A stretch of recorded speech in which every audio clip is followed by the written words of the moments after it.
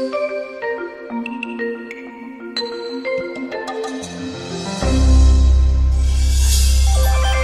appreciate it. I see at least one familiar face. I did a presentation yesterday, so you must be a glutton for punishment to come back for another one. But I do appreciate you guys coming to hear my talk. So as you can see, I have entitled this Redis as a primary data store.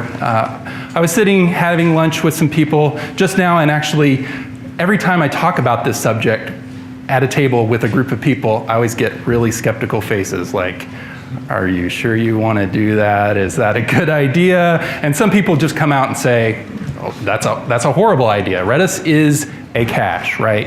That's really what they think of as the primary use case for maybe an elegant cache, but really just a cache. And why would you ever put something in there? Because caches are storing ephemeral data, and if you're storing ephemeral data and you lose it, no big deal, but if it's your primary data store and you lose your data, you're in big trouble, right? So,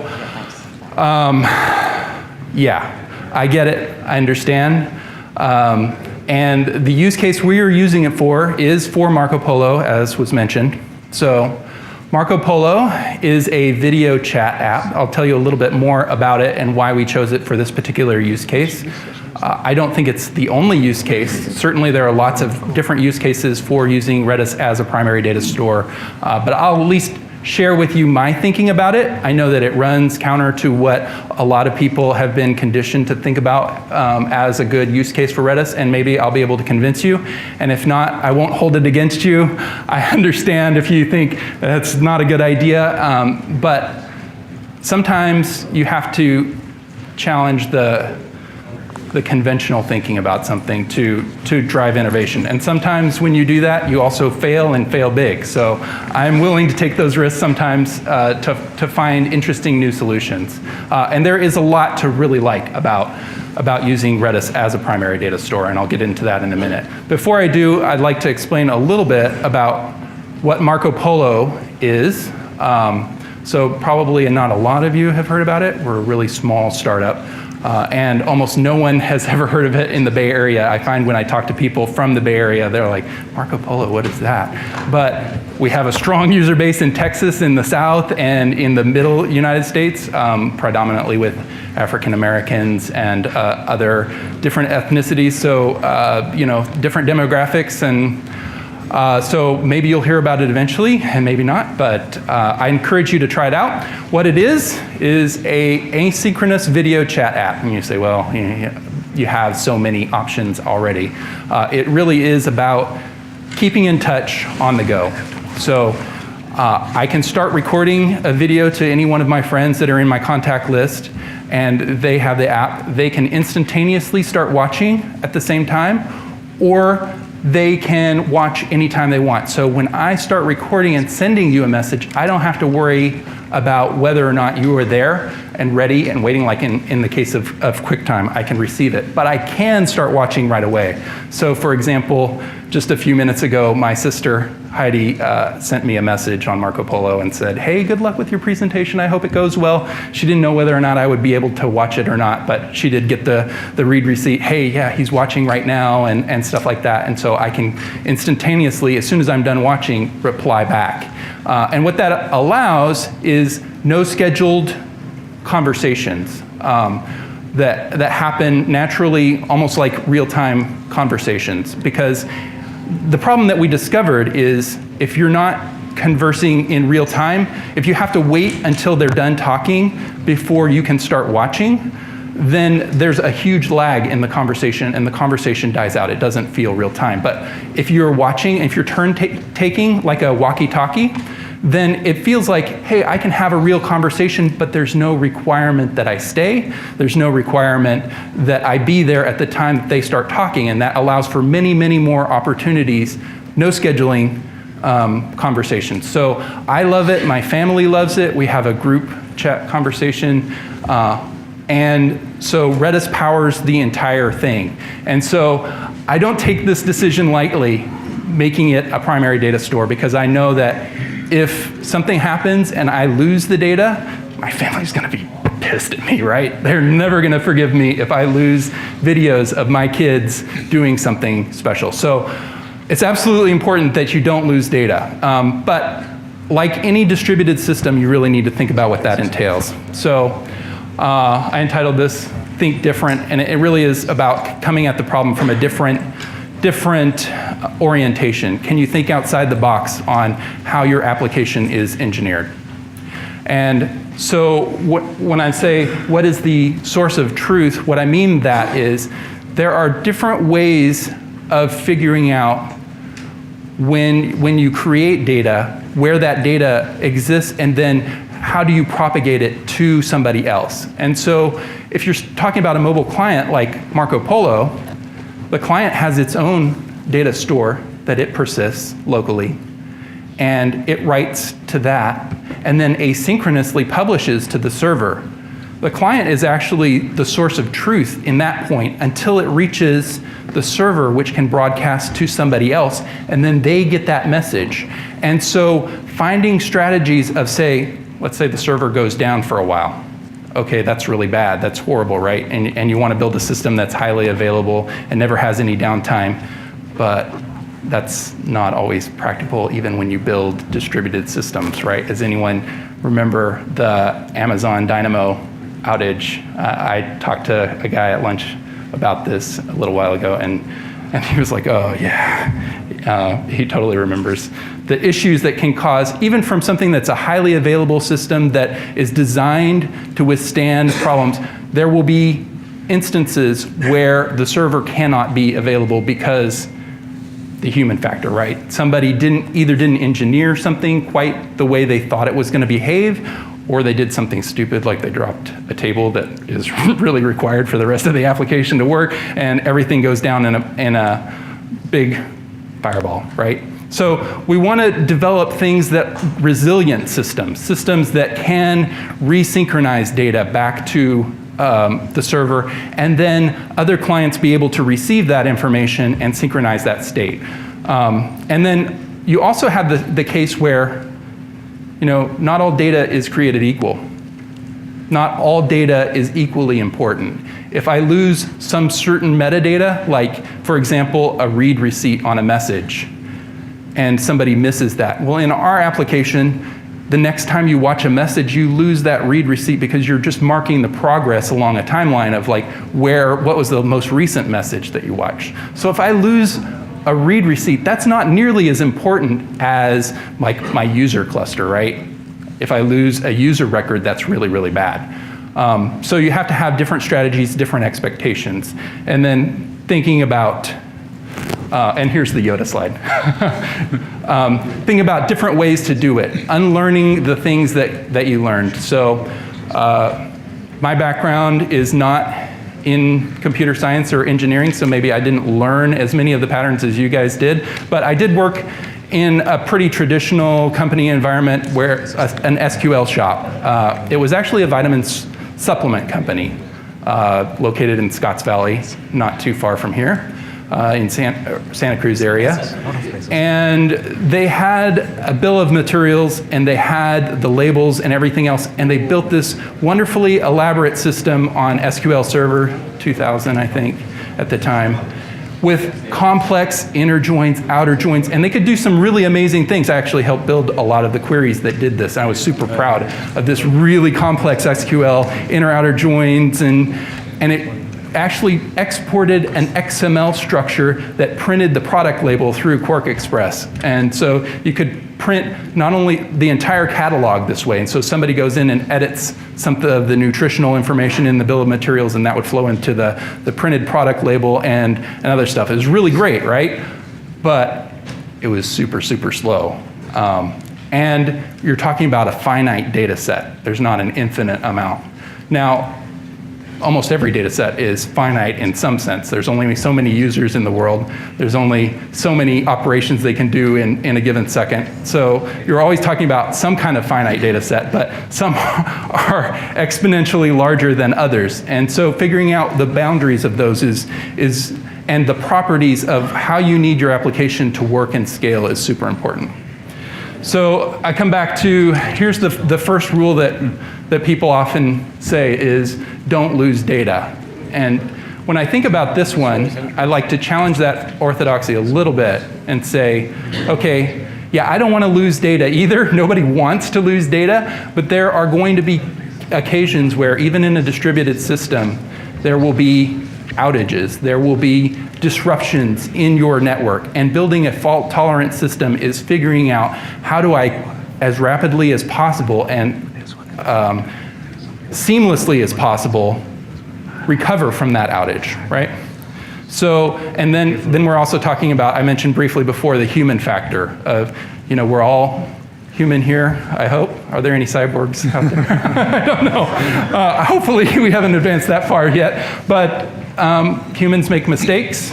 They occasionally, despite all the best intentions, and they do make mistakes. And machines also, when you program them, you don't always know how that application is going to behave in the wild, what race conditions might exist. And so building a fault-tolerant system it's super important to look at the boundaries and try to examine those. So I rewrite this rule to say, look at it as a risk mitigation system, right?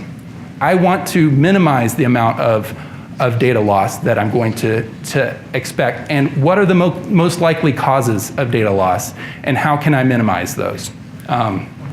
And I'll get into some of the strategies that I use for that and using Redis, and why I think Redis is actually really interesting to use that way.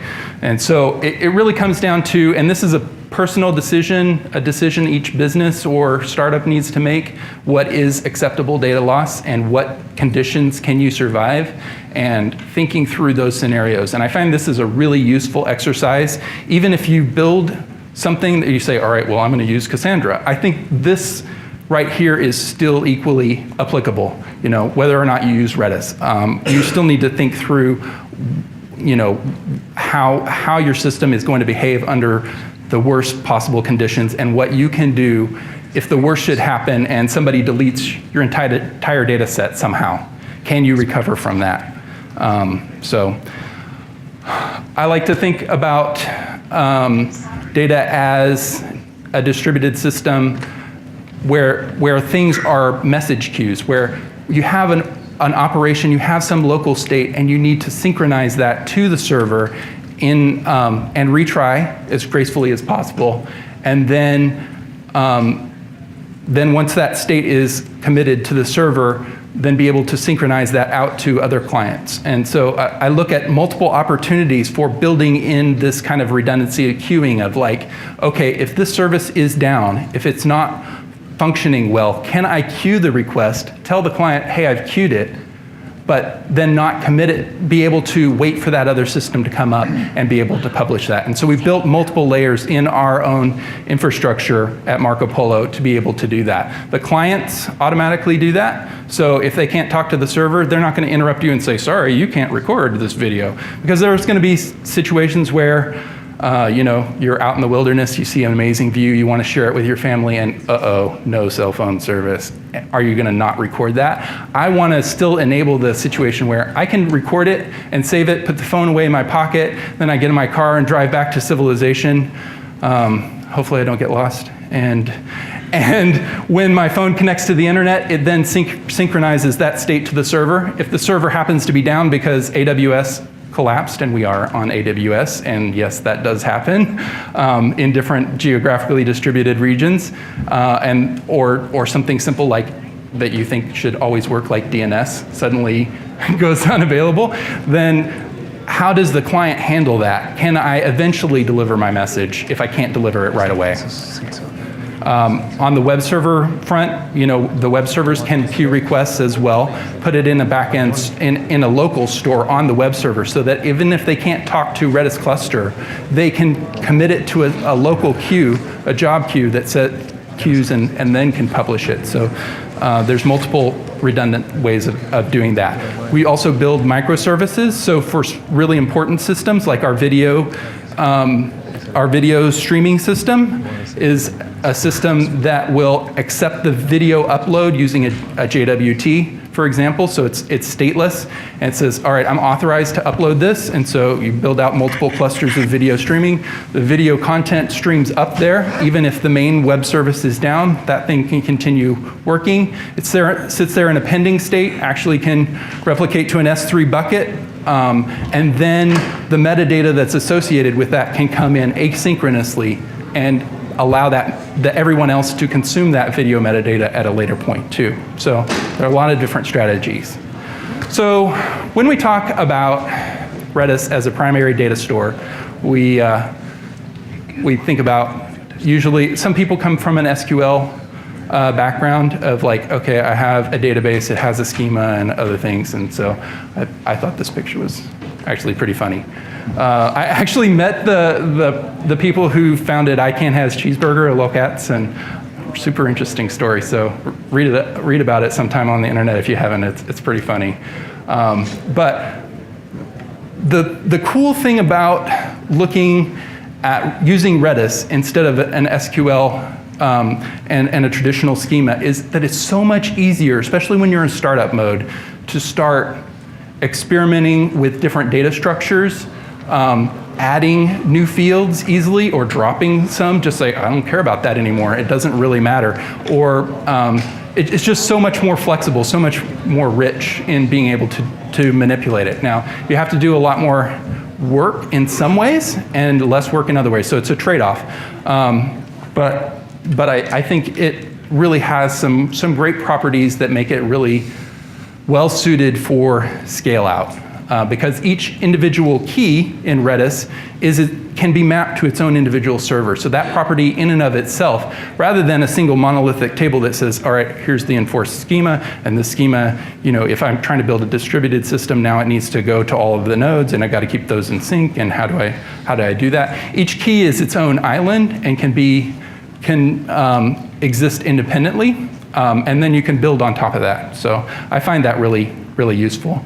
I really like the idea of using primitives to build out something, especially when you're working in the startup. So kind of similar to DNA, you have very simple objects. And so one of the most compelling things for me about Redis as a primary data store is simply the primitives itself.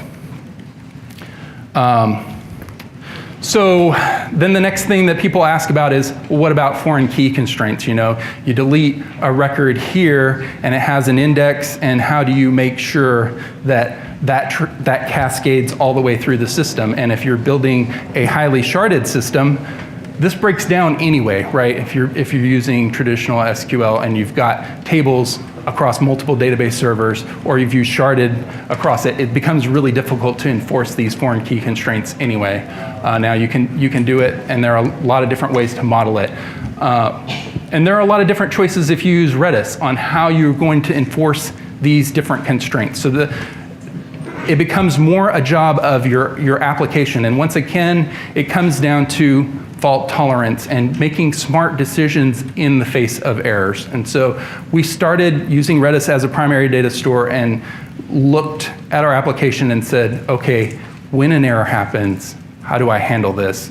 Can I build smarts in my code so that when a particular error happens and this part of the data gets written, for example, maybe like the object itself gets written, but maybe not the index, how do I handle that? What do I tell the client if it's partially committed and there's no way for me to complete that? Do I queue the job or other things, or do I just tell the client, hey, restart over? And so we look at a lot of different strategies for doing that. But I still think that enforcing those kinds of constraints, at least for our application, we were able to get a better trade-off than trying to use something that enforced those kind of constraints. And I'll be honest, a lot of this comes down to my own personal way of looking at it. And I feel like every system that you build is in some way a reflection of who you are as a person and your own creativity and what you like to do with the tools. And so I came from a background before this before this project, I'd used Redis a little bit, but I modeled most of it using a traditional MySQL highly sharded database structure for a forum called Gaia Online. and then we use memcached to cache all of that data. And I thought, that's great, but we've got 2 copies of the data, and I've always got to synchronize it, and we did lots of smart things like, whenever you write to the database, you also asynchronously write to the cache and update both points at the same time so that when the next time the read comes through, then the cache will be populated, and then if it's missing, why not go to MySQL and grab the record and rehydrate and stuff like that. And that felt like a lot of work for a startup where I'm like, I want results now. I don't want to have to think about how to negotiate that complexity.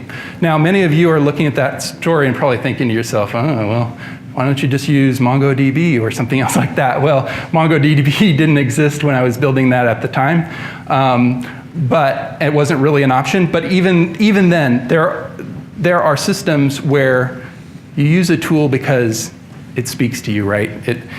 And the elegance of Redis as a data model was really, really compelling.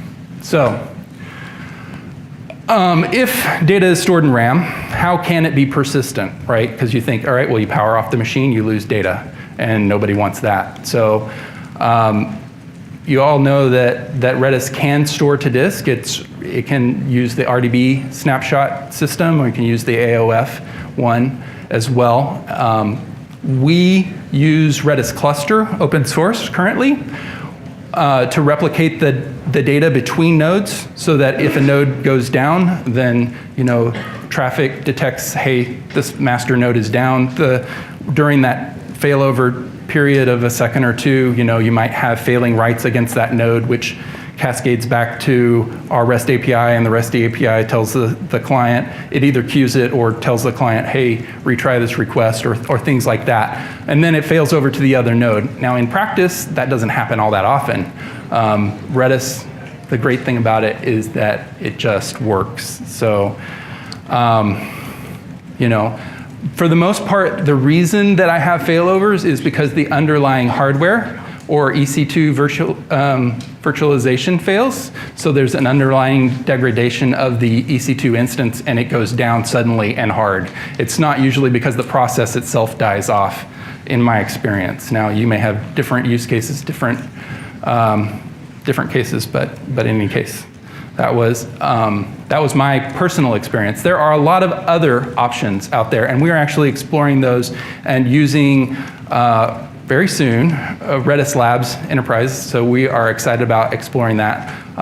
But there's also Dynamite, which Netflix uses. I find that really, really interesting. And there are a lot of other strategies for dealing with high availability and how do you build a redundant system. So you need to really examine those for yourself and decide what makes sense.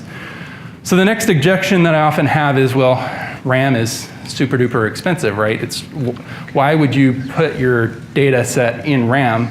Because RAM is expensive and it'd be cheaper to store it on disk. And it depends on what your cost structure is. So from our perspective, our data set, yes, it is expensive to store it in RAM, but it's more expensive to spend lots and lots of time troubleshooting and tuning queries or figuring out why, all of a sudden, I hit a bunch of load, and then all of these other things about the properties of now I have to read from disk to access that data becomes super expensive. So what we did initially was we said, all right, we're going to take the hit, we'll put all our entire data set in RAM, and then we're going to look for opportunities as we go along, as we grow, where RAM starts becoming a bigger chunk of our total data expense. How can we find strategies of moving that to colder forms of storage so that,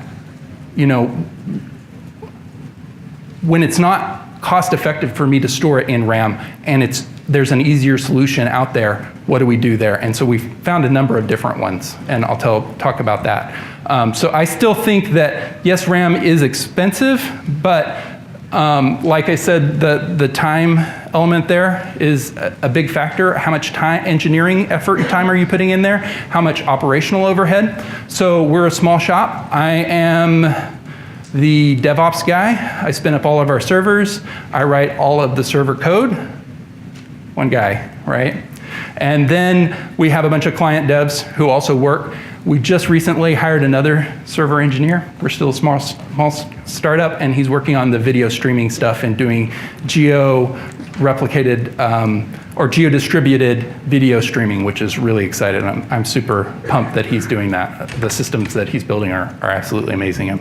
I'm lucky to work with them. So before I go on, does anyone have any questions about the material I've covered so far? I have more, but yes. Whoa. Ah, yes. So what's the scale you operate at? So I'm just trying to figure out the scale, yeah. So. Okay, I don't want to get into the exact numbers. And if you look at, are we at Twitter scale? Are we at Snapchat scale? No, we're a small startup, right? But our total data set, backed up and restored is 800 gigs of data. So it's non-trivial amount of data if you think about the number of records that includes. That includes a portion of the message data, but not all of it, and I'll talk about that strategy as well. And there are a lot of other keys that we can actually flush into cold storage through different strategies, and I'll get into that in a minute. Anyone else? Yes. You talked about using Redis as a primary data store, and also talked about like in Amazon EC2 it can go down. And if you have a lot of data, when you spin up a new node, what are some of the best practices, to bring all the data back into memory? Right. So if you're talking about in a scenario where I lose one node, yeah, and it needs to join up. So the way we engineered it is that we have an EC2 auto scaling group where the other node boots. It automatically through tags in AWS recognizes the other members of the cluster. It queries to find which one has the quorum. It joins, and then once it's joined, it figures out, okay, which one needs to be taken over from the slots that are missing in terms of the slave, what slots are not covered as a slave, and then opportunistically joins and self-heals. So hopefully, if everything works beautifully, and it doesn't always work beautifully, but those are the kinds of scenarios you got to test, then yes, it should self-heal. If not, we also have monitoring and other things, redundant systems that say, engineer, wake up, check this out, something bad has happened, go look at it, and hopefully if I've done my job right, I roll over, I took it, and it's like, oh, this happened 6 months ago, damn, I gotta look at it again, and I sit and watch in the terminal and other things and monitor, and oh, it's self-healed, everything's fine, I'm okay. I'm not gonna trust that's always gonna work, but hopefully, optimistically, yes, it will. Anyone else? Is your main motivation for switching to enterprise high availability, or is it cost? And then a follow-up to that is, will you be using the Redis Flash as part of that? Yeah, that's a great question. He asked about Redis Flash. And so Redis Flash is good fit for us because we have a lot of keys that are less active. And so if they don't need to be constantly accessed, storing the value on flash storage makes perfect sense for our structure. The only problem is that we aren't always as efficient as we could be in coalescing larger chunks of data in keys, so you have to look at your data set when you're evaluating Redis on flash, because the keys still have to exist in memory, even if the values don't. Now, you're gonna get a lot of savings if you can flush the values to disk, but you still have, and for us specifically, you still have the limitation of like, all of my keys have to still exist in memory. I need to have enough RAM to do that. So there are some other strategies of moving data to cold storage that can get around that problem. But you also asked about why we would choose Redis Enterprise for our production environment. And the main thing that I really like about it is the replication of one cluster to another.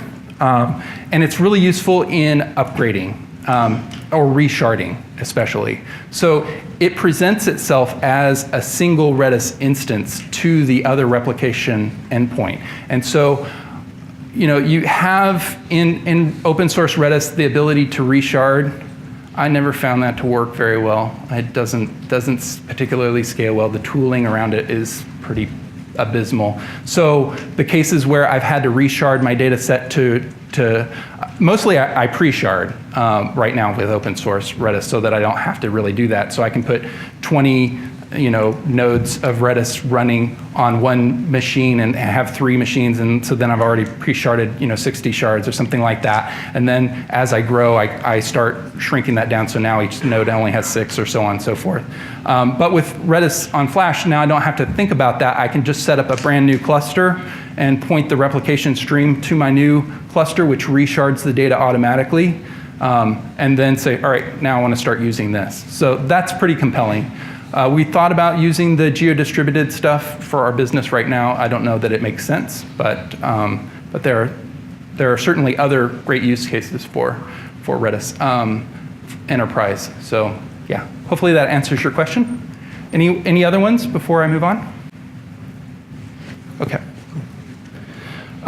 So the other costs that come often with scaling databases is query tuning, system tuning, completing backups and restores, and then caching often comes in. It's like, why? If you use Redis, you don't have to think about the caching part, and that simplifies your application logic tremendously. If you don't have to think about cache and cache invalidation, if you can always say, this is my single point of truth, it's going to be fast enough for my business. Now, I was listening in on the Twitter talks, and the fan-out problem is really tricky, right? They talked about the issue of like having hotspots in your data, and how do you deal with that?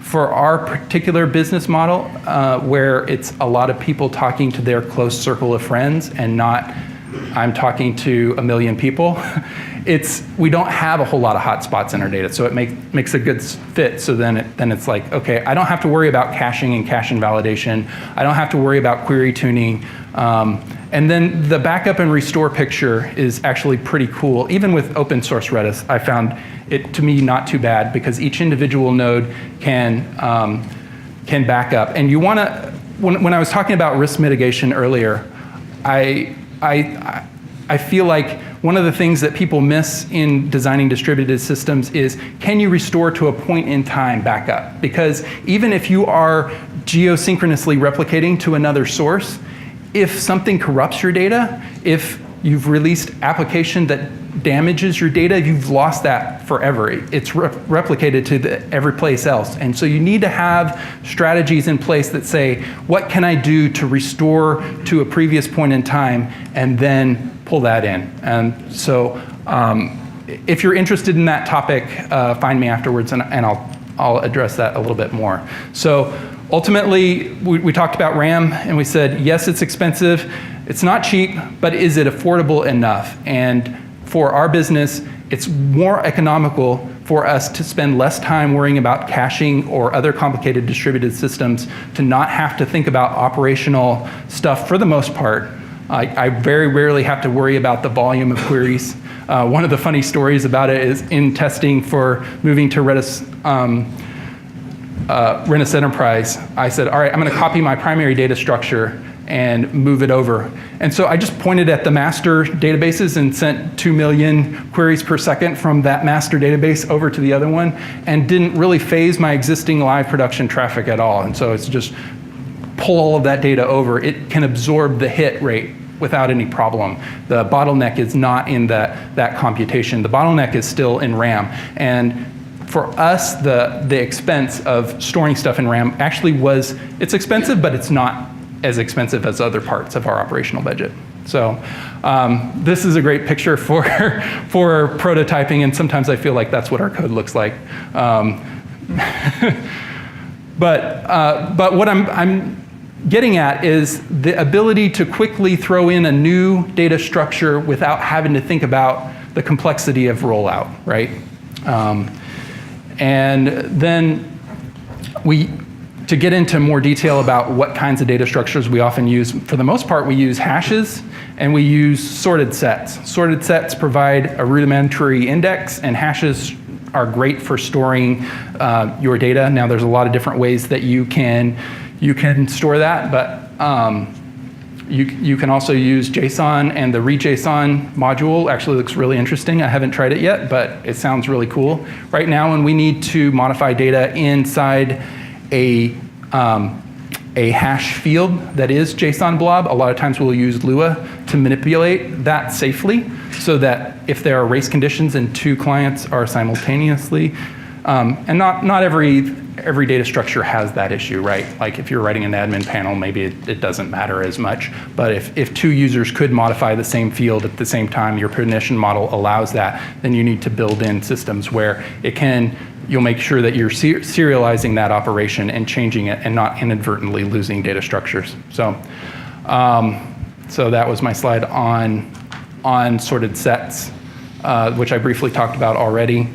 The idea about decoupling your index from your record is really interesting because you can do lots of cool things on the index without actually having to touch the data itself. And decoupling those, you can look at it as a drawback of like, oh, now I have to do both operations. I have to write the record and then I have to populate the index for that. But it actually is pretty convenient to be able to decouple those and to do different things with them. We use pipelines heavily when we do this kind of stuff so that we can make sure that we're using optimal network efficiency. Here's another strategy for getting more efficient use out of especially things that are record sets that you want to grow bigger. You want to make fewer keys and larger values, then you can store multiple records in a hash, and we've experimented around with that. So that's a good strategy. This is the thing that I like the most about using Redis, though. For a startup, one of the biggest problems is getting to a point where you can test your application. And with us, we can start with a completely empty data set, and we still do. We don't have to seed our data, and every single unit test starts with a flush all. So we start with a completely empty data set, then we populate all of our data, and away we go. We don't have to worry about a schema or anything else. The records just show up as the operations go through. And we have 900 or so unit tests that run in under a minute, and we have hundreds of thousands of Redis operations happening inside those unit tests because it's running against a local copy of Redis, super fast. Everyone can have their own. In fact, we model our application very similar to how our production exists. So you can have 5 or 6 instances of Redis running locally. If you use Python at all, maybe you do, maybe you don't, but there's a really cool module developed by Yahoo called redislite. And what it allows you to do is pip install redislite, and now you have the server running locally. So the only requirement for installing and running the code locally on your laptop is Python. Pip install, boom, you have your Redis instance, your persistent data store, and you kick off the unit tests and run them all locally on your laptop. You can set breakpoints and debug. You can watch the Redis commands go by, isolated completely to yourself. You can run it in Docker instance, whatever you want to do. It's super easy. It's great for integration testing and stuff like that. Because it's so fast, I can run a unit test, like one unit test in less than a second, which is great because then it speeds up the development cycle for me. So I find that it's really great that I can type a few lines of code and hit test, type a few more lines of code, hit test, and I'm not waiting around for that to build or something else. So I once consulted on a Ruby on Rails project where it took a minute and a half to initialize the schema and then be able to run the tests. And what I found was I really hated writing unit tests. I really hated testing the code because the feedback is so slow that even though it's a beautiful system and it's like, okay, active record is so cool because you define your schema and then away you go. Just the rake install and setting up all of that schema and then migrating it forward and then being able to get to the point where you actually seed the data and run the tests, it took so long that every single iteration slowed my development way down. If I have less than a second between the time I have the thought and can type it and run my unit test, super valuable in terms of time. So we write lots and lots of tests, as I said, 100K Redis queries against 5 different local Redis instances in our tests, and we're writing more unit tests all the time. So it's really great. Any other questions before I move on? Do you implement any kind of access control? For example, if anybody runs FlashDB on your production? Or Right. How do we, on Redis itself? yes. Okay, so we worry less about that because we are a small team, and so we trust all of our developers. And there are not a whole lot of developers who actually have access to production, me and one other guy. So we're a really small team on the server side. The client side guys, they can check out the code and they can run the unit test locally. They don't need to touch production, and they can even point their client at a test database. They can point at our development environment, and it's really easy for us to set up a separate development environment where we have lots of messages. We can snapshot the dev environment and stuff like that. So access control is controlled at the EC2, the network virtualization layer, and not on Redis itself. So you're right, absolutely. Somebody could go in if my co-partner in crime, Casey, decided, I really hate Marco Polo today, I'm gonna go. He could go and flush a bunch of different masters and destroy our data, and that's a real possibility. And so my risk mitigation strategy for that is, what can I do to restore from backup? When was the last snapshot that I took that's back up to S3, and how can I repopulate that data as quickly as possible to restore and get back up and running? So yeah, it's a really good question. Anyone else? Do you have any issues with dealing with PII data and encrypting data in Redis, keeping that in Redis? No, because we don't encrypt a whole lot of data. So a lot of it is really simple keys and data structures. There's not a whole lot of personal information that we store. We certainly don't use credit card or other things. We do encrypt salted passwords and other things, so that you can't browse somebody's password and say, okay, now that I'm sitting around here funking around with Redis, I can pull their password and reuse it to log in or something like that. But that's pretty much the bulk of it. So I'm sure other systems have different requirements. For us, we're a free service, and we really care about people's personal data and try to protect it. But yeah, we don't do a whole lot of encryption. So moving through a few more slides, I'll see how far I get, and somebody tell me to shut up when.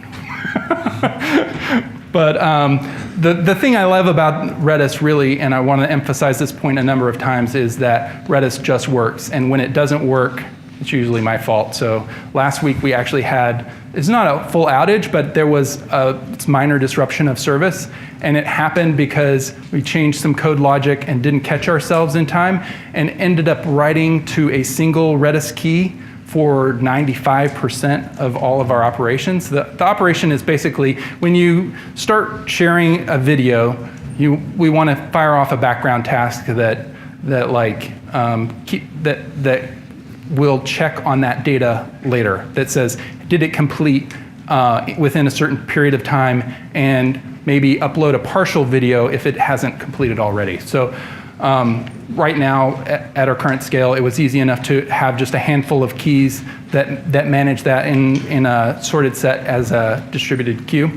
And instead of doing it only on video creation, we were now doing it for every single video patch call, which multiplies by a factor of 100x. So now you have a huge volume hitting against one single node, or a couple of nodes, and caused a denial of service on that one subsystem. Now, the rest, fortunately, was in a background task, and there were other things that queued up, and it didn't actually cause a disruption of our service. But the problem wasn't in Redis, it was me creating a hotspot that didn't need to be there, and when I went and changed one line of code, problem went away. So yeah, one of the nice things about using Redis is that you aren't stuck using auto-incrementing numbers. Now, there are some nice properties about using auto-incrementing numbers, but you can also use GUIDs, and we actually use a 22-character version of a GUID, base64 encoded. So it's 22 characters, which is, it's still big, but it's not as big as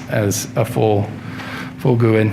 So one other thing that I would like to mention is, when you partition your data sets, look for opportunities to partition your clusters vertically. And so I talked to one gentleman who said, oh yeah, we have 22 different clusters in our our system. And that's actually kind of smart, because then when a Redis cluster is communicating with the other nodes, it doesn't have to talk to, like if let's say you had 500 instances running and they're all having to talk to each other to gain quorum and decide if one node is down, that actually is a lot of crosstalk. But if you can build smaller vertical partitions of data and then build microservices that talk to those, that actually can be way more efficient.